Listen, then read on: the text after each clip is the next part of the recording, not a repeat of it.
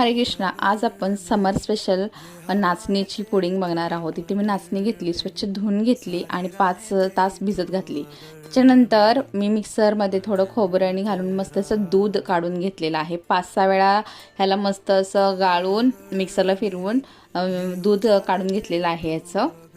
आणि त्याच्यानंतर मग मी हे एका पॅनमध्ये घेऊन ना मस्तपैकी ह्याला मिक्स करून घेतलं आणि ह्याला छान असं ढवळून ह्याच्यामध्ये थोडं गूळ आणि थोडे मीठ आणि वेलची पावडर टाकून ह्याला चांगलं मिक्स करून घेतलं. छान असं मंद आचेवरती फिरवून घेतल्यानंतर हे थोडं घट्ट झालं.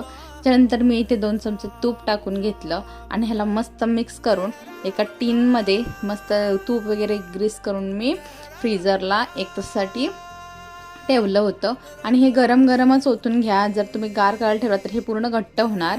त्याच्यामुळे गरम गरमच मी हे फ्रीजला ठेवलं. आणि मस्त आपलं छान असं इन्स्टंट समर रेसिपी आहे आणि एकदम हेल्दी आहे. ही तुमच्या मुलांना तुम्ही नक्की बनवून खायला घाला आणि त्याच्यामुळे असं थंडावा पण निर्माण होईल शरीरामध्ये आणि छान वाटेल.